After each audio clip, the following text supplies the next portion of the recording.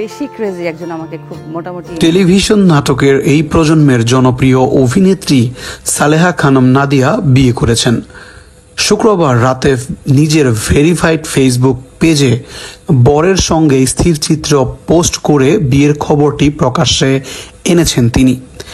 নাদিয়ার ফেসবুকে দেওয়া তথ্য মতে তার বরের নাম সালমান আরাফাত। তারা আগে থেকেই পরিচিত। জানা গেছে সালমান আরাফাতও বিনোদন অঙ্গনে কাজ করেন। তিনি নাটক ও বিজ্ঞাপন চিত্রে নিয়মিত কাজ করেন। বিয়ের পর নাদিয়া তার ফেসবুক প্রোফাইল ও কাভার ফটো বদলে ফেলেছেন। একটিতে দুই পরিবারের সবার সঙ্গে একটি স্থির চিত্র শোভা পাচ্ছে, অন্যটিতে শুধুমাত্র তারা স্বামী স্ত্রী। ফেসবুকে বরের সঙ্গে স্থির চিত্র পোস্ট করে নাদিয়া লিখেছেন, আলহামদুলিল্লাহ। একই স্থির চিত্র পোস্ট করে সালমানও একই কথা লিখেছেন।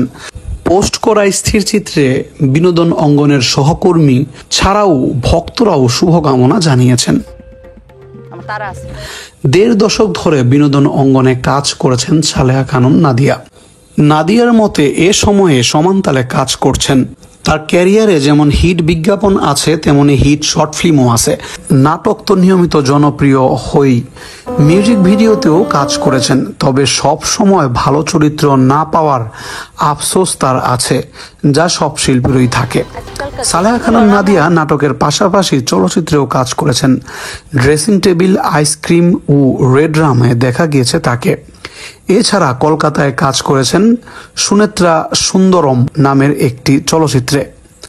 অভিনয়ের পাশাপাশি পারিবারিক ব্যবসার সঙ্গে জড়িত নাদিয়া। অভিনয়ের বাইরে যতটা সময় পান সেখানেই দেন।